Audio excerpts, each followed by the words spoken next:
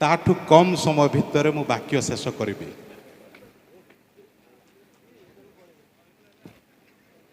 ध्यानर सहित अल्प समय आम बसु किए जाने आउ एमिति समयर वाक्य मध्य कहार हृदय को स्पर्श करें। सुजोग पाई मु विशेष भावे धन्यवादी प्रिय स्थानीय मंडली कतिरे एवं महिला समिति सम्मेलन कतिरे एवं आपण मैंने जेतेक समवेत प्रत्येक निकटरे हृदयर शुभेच्छा। पुणी प्रभु दासदासी जेतेक समवेत से प्रत्येक निकटरे मोर कृतज्ञता। निरूपित प्रसंग एफिसियो 5 पर्व तार 27 पद। जेपरी मंडली निष्कलंक निखुंत व समस्त प्रकार दोषरहित होई पवित्र व अनिंदनीय हुए आउ एहिपरि गौरवमय अवस्था रे से ताहाको आपणा निकटरे उपस्थित करंती। स्वामी स्त्री रो संदर्भ रे एही ख्रीष्ट आउ मंडली कथा एठारे कहा जाइछे। स्वामी जे स्त्री को अनकंडीशनली प्रेम करिबो ताहा एही स्थान रे वर्णित। प्रभु जीशु ख्रीष्ट मंडली को जेपरी प्रेम करते स्वामी मध्य अपना स्त्री को सही परी प्रेम करिबो। परिवार मध्य रे प्रेम एक प्रमुख विषय भावे स्वामी स्त्री परस्पर मध्य रे रहिबा दरकार। जदि ताहा नाही तबे गोटे परिवार विभ्रांतिकर विशृंखलित परिवार हेबा यथेष्ट संभावना। जदि परिवार रे किछि अघटन घटुची ताहा मंडली उपरे ख्रीष्टीय जीवन उपरे तार कुप्रभाव पड़ी थाए। सेथिपाई प्रभु चाहती गोटे श्रृंखलित ख्रीष्टीय परिवार हो आउ तेणे तांकर मिशन ए ख्रीष्टीय मंडली ताहा मध्य श्रृंखलित शक्तियुक्त भाव में हेउ। प्रभु जीशु ख्रीष्ट मंडली को केमिति प्रेम करुछंती एही स्थान रे आमे देखुचु जे से मंडली को निष्कलंक माने कलंक शून्य। एणे देखिले आम पाखरे सबु प्रकार रोग सबु प्रकार पाप सबु प्रकार दोष आउ से कलंक भितर आमे डुबी हजी लुप्त हेबा पई आमे जाउछु चाहू नाहू पवित्र हेबा पई। किंतु प्रभु को योजना गोटे मंडली आम मानक उपरे जेतेक परित्राण प्राप्त लोक माने समस्तंक पई प्रभु को योजना आमे देखुचु से निष्कलंक करिबा पई निखुंत खुंत माने गोटे दाग रहिबा को नहीं मंडली रो। एने देखिले मंडली भितरे सत दाग 100% भावे आमे समस्त उणा पड़ुछु पापरे आउ हजी जाउछु डुबी जाउछु वो समस्त प्रकार दोष रहित वो पवित्र अनिंदनीय भावे सेही मुक्तिर दिवस रे ए मंडली को प्रभु उपस्थित करिबा पई प्रकाश करिबा पई से चाहती। अल्प समय मध्य मु तो सब प्राय 3टी पॉइंट्स कहे एबे मध्य कम समय हेले मध्य 3टी ही पॉइंट्स रहिबो किंतु कम समय काहे कि प्रभु एते मनोयोगी मंडली निमंते प्रभु काहे कि बा किपरि से एते मनोयोगी जे निष्कलंक निखुंत पवित्र दोषरहित करिबा पई से एबे मध्य लागि पड़िछंती कार्यरत से अछंती। काहे कि एते ध्यान काहे कि एते मनोयोगर विषय 3टी विषय अल्प समय मध्य रे आमे देखिबा। आमे अयोग्य हेले मध्य ख्रीष्ट आम मानकु चमत्कार भावे प्रेम करी से पवित्रीकृत निष्कलंक से करने को चाहती। अयोग्य आमे माने आम बैकग्राउंड जदि आमे देखिबा एफिसियो 2 पर्व रे आमे किए थिलु ताहा लक्ष्य करने को पाऊ। माने मृत डेड डिकेड संपूर्ण रूपे मृत आउ क्षय प्राप्त हेउथिबा लोक माने आमे माने थिलु। केते अयोग्य आमे माने आ सेमिति अयोग्य लोक मान को प्रभु को कार्य से परित्राण प्रदान करी मंडली करी सेतिकरे प्रभु रही जाऊ नाहंती। मंडली तो हैला ना आ जो माने परित्राण प्राप्त से माने स्वर्ग को जिबे କାହିଁକି ଆଉ ଏତେ ଧଇଁ ସଇଁ, କାହିଁକି ଆଉ ନଥିବା ବିଚାର ନଥିବା କାର୍ଯ୍ୟ କରିବା? ପରିତ୍ରାଣ ପ୍ରାପ୍ତ ହେଲେ ଲେଖା ସରିଲା, ତୁଟିଲା। ଶେଷ ସମୟରେ ଯିଏ ସ୍ୱର୍ଗକୁ ଯିବେ ଯିବେ, ଯିଏ ନର୍କକୁ ଯିବେ ନର୍କକୁ ଯିବେ। ପ୍ରଭୁ ସେମିତି ହାତ ଧୋଇ ସେ ରହିଯାଉନାହାନ୍ତି। ଅଯୋଗ୍ୟ ଲୋକମାନଙ୍କୁ ବାଛିଛନ୍ତି, ପ୍ରେମ କରୁଛନ୍ତି ଚମତ୍କାର ଭାବରେ, ଆଉ ଲାଗି ପଡ଼ି ସେ ପରିଷ୍କୃତ, ପରିମାର୍ଜିତ, ପ୍ରକ୍ଷାଳିତ କରି କରି କରି ସେ ଶେଷ ପର୍ଯ୍ୟନ୍ତ ଯାଉଅଛନ୍ତି, ନେଉଅଛନ୍ତି। ଅଯୋଗ୍ୟ ଲୋକମାନଙ୍କୁ ପ୍ରଭୁ ପ୍ରେମ କରିବା ତାହା ଆରମ୍ଭରୁ ଦେଖିବାକୁ ମିଳେ। ଯଦି ଆମେ ହୋସେୟ ପୁସ୍ତକ ନିକଟକୁ ଯିବା, ଆମେ ଦେଖୁଛୁ ଭବିଷ୍ୟତ ବକ୍ତା ଜଣକ ସେ ଯୌବନ ଅବସ୍ଥାରେ ହୁଏତ ତାଙ୍କ ଲକ୍ଷ୍ୟ ଚିନ୍ତା, ମୁଁ ଗୋଟେ ସୁନ୍ଦର କନ୍ୟା ଗ୍ରହଣ କରିବି, ବିବାହ କରିବି। ମୁଁ ଯେହେତୁ ସେବାରେ, ସେ ମଧ୍ୟ ଉପଯୁକ୍ତ ପାତ୍ରୀ ହେବା ଦରକାର। ତାର ଅନେକ ଆଶା ଲକ୍ଷ୍ୟ, ବିବାହ ପୂର୍ବରୁ ବିବାହ ପାଇଁ କେମିତି କନ୍ୟା ସେ ବାଛିବେ, ଗ୍ରହଣ କରିବେ, ଅନେକ ପ୍ରକାର ଲକ୍ଷ୍ୟ ଚିନ୍ତା ତାର ଥିଲା। କିନ୍ତୁ ପ୍ରଭୁ କହିଲେ, ହୋସେୟ ତୁମେ ଯାଅ, ସେ ବ୍ୟଭିଚାରିଣୀ ସ୍ତ୍ରୀକୁ ତମେ ଯାଇକି ବିବାହ କର। ଠିକ ଅଛି, ପ୍ରଭୁଙ୍କ କଥା ତ ଅମାନ୍ୟ କରିପାରିବେ ନାହିଁ। ଅନେକ ଦୁଃଖ କଷ୍ଟ ମନରେ ଯାଇକି ବିବାହ କଲେ। ବିବାହ କରିବା ପରେ ପୁତ୍ର କନ୍ୟା ସବୁ ଆଉ ସେମାନେ ପ୍ରାପ୍ତ ହେଲେ। ତାପରେ ପୁନର୍ବାର ସେ ସ୍ତ୍ରୀ ଯାଇ ବ୍ୟଭିଚାର ବୃତ୍ତିରେ, କାର୍ଯ୍ୟରେ ପୁନର୍ବାର ସେ ଯାଇ ଛନ୍ଦି ହେଇଯାଉଛନ୍ତି। କେତେ ମନ କଷ୍ଟ, ହୃଦୟ ବିଦାରକ ଦୃଶ୍ୟ।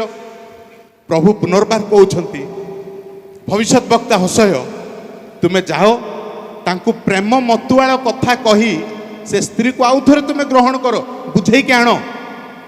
ଯାଅ, ପ୍ରେମ ଆଳାପ କର। ଆଉ ଭବିଷ୍ୟତ ବକ୍ତା ଯାଇ ତାଙ୍କୁ ପ୍ରେମର ବାର୍ତ୍ତା କହି ପୁନର୍ବାର ଆଣୁଛନ୍ତି। କିଛି ସମୟ ରହିବା ପରେ ସେ ସ୍ତ୍ରୀଟା ଆଉ ଥରେ ପଳେଇ ଯାଉଛି ସେ ପୂର୍ବ ବୃତ୍ତି, ପୂର୍ବ ଭୁଲ ବିଷୟ ନିକଟକୁ। ଯାଇକି ତମେ ପୁନର୍ବାର ନେଇକି ଆସ। ଏଣେ ତେଣେ ହୃଦୟ ବିଦାରକ। ସ୍ୱାମୀ କେମିତି ସହିବ ଆଖି ଆଗରେ ସ୍ତ୍ରୀର ଏମିତି ଭୁଲ ଆଉ ବାରମ୍ବାର?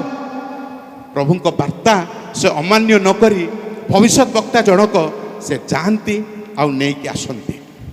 ପ୍ରଭୁ ଏତଦ୍ୱାରା ଏହି ବିଷୟ ପ୍ରକାଶ କରନ୍ତି ଯେ ଏ ହୋସେୟଙ୍କ ପ୍ରେମ ଯେହୋବା ଈଶ୍ୱରଙ୍କ ପ୍ରେମ, ଆଉ ଏ ଇସ୍ରାଏଲ ହେଉଛି ସେ ଗୋମେର ଭବିଷ୍ୟତ ବକ୍ତାଙ୍କ ସ୍ତ୍ରୀ, ଯିଏକି ପାପ କାର୍ଯ୍ୟରେ ଛନ୍ଦି ହେଇ ରହୁଛନ୍ତି।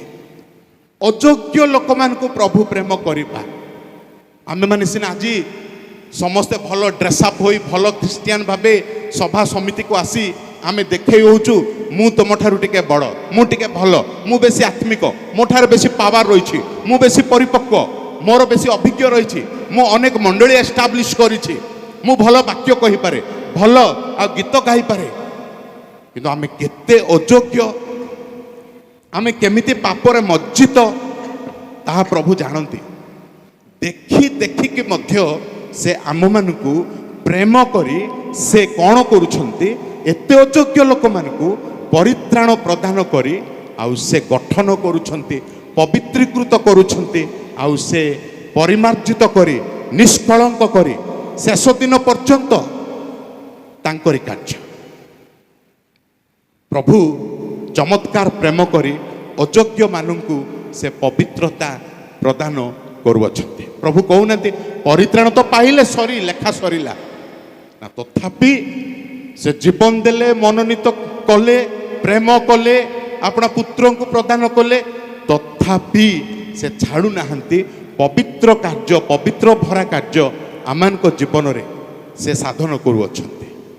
ଦ୍ୱିତୀୟ ବିଷୟ ଆମେ ଦେଖିବା, ଆମେ ଅନିଚ୍ଛୁକ ହେଲେ ମଧ୍ୟ ସେ ଦୀର୍ଘ ସହିଷ୍ଣୁ ଈଶ୍ୱର ଭାବେ ଆମକୁ ପବିତ୍ରତାରେ ବଢ଼ାଉଅଛନ୍ତି। କିଏ ଆମେ ଇଚ୍ଛା କରୁଛୁ ପବିତ୍ର ହେବା ପାଇଁ? ଆମେ ସମସ୍ତେ ଉପସ୍ଥିତ ସମସ୍ତଙ୍କ ପାଖରେ ଗୋଟେ ଗୋଟେ ହୁଏତ ପାପର ଇଚ୍ଛା ରହିଛି, ଆଉ ଆମେ ସେଇଠାରେ ପୁନର୍ବାର ଯାଇ ଛନ୍ଦି ହେବାକୁ ଆମେ ସମସ୍ତେ ଚାହୁଁ। ମନର ଗୁପ୍ତ କୋଣରେ କେଉଁଠି ଗୋଟେ ସେ ପାପ ରହିଛି ପ୍ରତ୍ୟେକଙ୍କ ପାଖରେ। ଆଧ୍ୟାତ୍ମିକ ସିନା ଦେଖେଇ ହେଉଛୁ, ପାପ ତ ଅଛି ନା, ଆଉ ସେ ପାପରେ ଲଟକି ରହିବା ପାଇଁ ଆମେ ଚାହୁଁଛୁ। କିଏ ପବିତ୍ର ହେବା ପାଇଁ ଆଜି ଇଚ୍ଛା କରୁଛି, ଅନିଚ୍ଛୁକ, ତଥାପି ସେ ଦୀର୍ଘ ସହିଷ୍ଣୁ ଈଶ୍ୱର ହୋଇ ଗଠନ ପରେ ଗଠନ ଧରା ଛୁଆଁ ଆମେ ଦେଉନାହୁଁ ପ୍ରଭୁଙ୍କ ହାତରେ, ପ୍ରଭୁଙ୍କ ପାଖରେ ପବିତ୍ର ହେବା ପାଇଁ। ତଥାପି ସେ ଲାଗି ପଡ଼ୁଛନ୍ତି ଧୈର୍ଯ୍ୟର ସହିତ, ଦୀର୍ଘ ସହିଷ୍ଣୁତାର ସହିତ। ଆଉ ସେ କହୁନାହାନ୍ତି, ଯା ବେକାର ଲୋକ ତମେ, ଏତେ ମୁଁ ତୁମ ପାଇଁ କରୁଛି ସିନା ତମେ ପରିବର୍ତ୍ତିତ ହେଉନାହଁ, ତୁମେ ଯାଅ, ମୁଁ ହାତ ଝାଡ଼ି ହାତ ଧୋଇ ଦେଉଛି, ଦରକାର ନାହିଁ ତମେ, ଅଲୋଡ଼ା ଅଯୋଗ୍ୟ ତୁମେ, ଗେଟ୍ ଆଉଟ୍। ପ୍ରଭୁ କହୁନାହାନ୍ତି, ଯେତେ ପାପରେ ପଡ଼ୁଛୁ, ଉଠୁଛୁ, ପତିତ ହେଉଛୁ, ପୁନଃ ପୁନଃ ପାପରେ ଆସକ୍ତି ଆମେ ଦେଖାଉଛୁ, ତାଙ୍କୁ ବାଧା ଲାଗୁଛି, ତଥାପି ସେ ଛାଡ଼ୁନାହାନ୍ତି। ପ୍ରେମରେ ଦୀର୍ଘ ସହିଷ୍ଣୁ ଈଶ୍ୱର ଭାବେ ସେ ଗଠନ ପ୍ରକ୍ରିୟା ଜାରି ରଖିଅଛନ୍ତି। ପ୍ରିୟ ବନ୍ଧୁ, ଆଜି ଆମେ ଚାହିଁବା କି ପ୍ରଭୁଙ୍କ ପଦ ତଳେ ଆପଣଙ୍କୁ ଉତ୍ସର୍ଗ କରି, ପ୍ରଭୁ ଯଦି ତୁମେ ଏତେ କାର୍ଯ୍ୟ କରୁଛ ମୋ ଜୀବନରେ, ଏତେ ଚାହୁଁଛ ପ୍ରଭୁ, ମୋର ଅମାନିଆ ମନକୁ ତୁମ ପଦ ତଳେ ସମର୍ପଣ କରିଦେଉଛି ପ୍ରଭୁ। ମୁଁ ସେହି ମଣ୍ଡଳୀ ପ୍ରଭୁ, ମୁଁ ସେହି ବିଶ୍ୱାସୀ, ମୁଁ ସେହି ବିଶ୍ୱାସିନୀ ପ୍ରଭୁ। ଚମତ୍କାର ଗଠନର କାର୍ଯ୍ୟ ଯଦି ଆମେ ସମର୍ପିତ ହେବା, ସେ ଆଜି ମଧ୍ୟ ସାଧନ କରିବେ। ତୃତୀୟ ବିଷୟ, ଲକ୍ଷ୍ୟ ଭ୍ରଷ୍ଟ ହେଲେ ମଧ୍ୟ ଏକ ଲକ୍ଷ୍ୟର ସହିତ ଖ୍ରୀଷ୍ଟ ଆମମାନଙ୍କୁ ପବିତ୍ର କରୁଅଛନ୍ତି। ଲକ୍ଷ୍ୟ ଭ୍ରଷ୍ଟ ଆମେ ଅଟୁ, କିନ୍ତୁ ଈଶ୍ୱରଙ୍କ ପାଖରେ ଗୋଟେ ଲକ୍ଷ୍ୟ ଅଛି। କ'ଣ ସେ ଲକ୍ଷ୍ୟ? ଆମ୍ଭମାନଙ୍କୁ ସେ ଖ୍ରୀଷ୍ଟ ସଦୃଶ୍ୟ, ଖ୍ରାଇଷ୍ଟ ଲାଇକନେସ୍। ଆମେ କିଏ, ଖ୍ରୀଷ୍ଟ କିଏ ଦେଖନ୍ତୁ। ତଥାପି ଈଶ୍ୱର ସେ ଦେଖନ୍ତି, ମୁଁ ଏହି ବ୍ୟକ୍ତିଙ୍କୁ ଖ୍ରୀଷ୍ଟଙ୍କ ପରି ଗଠନ କରିବି, ଖ୍ରୀଷ୍ଟଙ୍କ ପରି ମୁଁ ଗଠନ କରିବି। ତାଙ୍କ ଲକ୍ଷ୍ୟ ଆମେ ଯେମିତି ଖ୍ରୀଷ୍ଟଙ୍କ ପରି ହେବା। ଆଉ ଏ ଜଗତରେ ତାହା ସମ୍ଭବ ନୁହେଁ, ତଥାପି ସେ ତାହା କରନ୍ତି। ସମ୍ଭବ ନୁହେଁ, ତଥାପି ସେ ଖ୍ରୀଷ୍ଟ ପରି ଆମମାନଙ୍କୁ ଗଠନ କରୁଛନ୍ତି।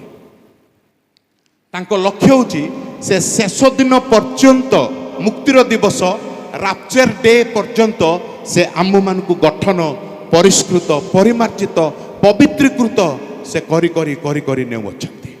ଆଉ ଶେଷରେ ସେ ମଣ୍ଡଳୀକୁ ସେ ମହାଦିବସରେ ପବିତ୍ର ଭାବେ, ନିଷ୍କଳଙ୍କ ଭାବେ ସେ ଉତ୍ସର୍ଗ କରିବେ, ପ୍ରକାଶ କରିବେ। ମୁଁ ଗୋଟେ ବିଷୟ କହି ଶେଷ କରିବି। ମଣ୍ଡଳୀ ସିନା ଗୌରବଯୁକ୍ତ ହୋଇ ସେ ସ୍ୱର୍ଗକୁ ଯିବ, ଯେଉଁମାନେ ପରିତ୍ରାଣ ପ୍ରାପ୍ତ, ଯେଉଁମାନେ ପରିତ୍ରାଣ ବିହୀନ, ସେମାନେ କିନ୍ତୁ ଅଗୌରବଯୁକ୍ତ ହୋଇ ଅନନ୍ତ ନର୍କରେ ସବୁଦିନ ପାଇଁ ଖ୍ରୀଷ୍ଟ ବିହୀନ ନରକ ଯନ୍ତ୍ରଣାରେ ସେମାନେ ଛଟପଟ ହେବେ। ସବୁଠାରୁ ଦୁଃଖର ବିଷୟ ଏହା ଯେ ଯିଏ ବାରମ୍ବାର ସଭାକୁ ଆସି ବାକ୍ୟ ଶୁଣି ସ୍ୱର୍ଗର ଅତି ନିକଟକୁ ଆସି ସେ ପରିତ୍ରାଣ ନ ପାଇ ପୁନର୍ବାର ପାପରେ ଲିପ୍ତ ରହି ପଛକୁ ହଟି ଯାଇଛି, ତାଙ୍କ ପାଇଁ ବହୁତ ଦୁଃଖଦାୟକ ପରିସ୍ଥିତି ଅବସ୍ଥା ହେବ। ସେ ନର୍କରେ ଛଳ ଛଳ ତାଙ୍କୁ ଦେଖାଯିବ। ମୁଁ ବାକ୍ୟ ଶୁଣିଥିଲି, ଆହ୍ୱାନଯୁକ୍ତ ବାକ୍ୟ ଶୁଣିଥିଲି, ସଭାକୁ ଆସିଥିଲି, ତଥାପି ସେ ମଣ୍ଡଳୀ ଗୌରବଯୁକ୍ତ ହେଲା, ମୁଁ ଆଜି ଅଗୌରବଯୁକ୍ତ ଭାବେ ପଡ଼ି ରହିଛି। ପ୍ରିୟ ବନ୍ଧୁ, ମୋ ବାକ୍ୟର ଆହ୍ୱାନ ହେଉଛି, ପ୍ରାର୍ଥନା ହେଉଛି ଏହା, କେହି ମଧ୍ୟ ପରିତ୍ରାଣ ବିହୀନ ହୋଇ ମଣ୍ଡଳୀ ଠାରୁ ବିଚ୍ଛିନ୍ନ ହୋଇ ରୁହନ୍ତୁ ନାହିଁ। ସେ ଗୌରବଯୁକ୍ତ ମଣ୍ଡଳୀ କରିବାକୁ ଯାଉଅଛନ୍ତି। ଯଦି ଆମେ ତାଙ୍କୁ ବିଶ୍ୱାସ କରିବା, ଗ୍ରହଣ କରିବା, ସେ ମହାନ ଆଶୀର୍ବାଦ ଆମେ ସମସ୍ତେ ପ୍ରାପ୍ତ ହେବାକୁ ପାରିବା। ପ୍ରଭୁ ଅଳ୍ପ ବାକ୍ୟରେ ପ୍ରତ୍ୟେକଙ୍କୁ ଆଶୀର୍ବାଦ କରନ୍ତୁ। ଧନ୍ୟବାଦ।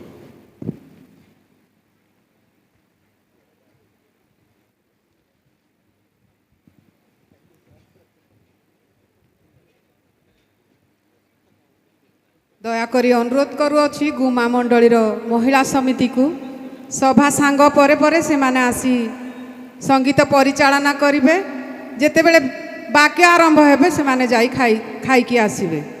एही समय रे उत्कल बाप्टिस्ट मंडली सम्मिलनी सभापति को अनुरोध करे से आसीबे एवं शेष आशीर्वाद करिवे।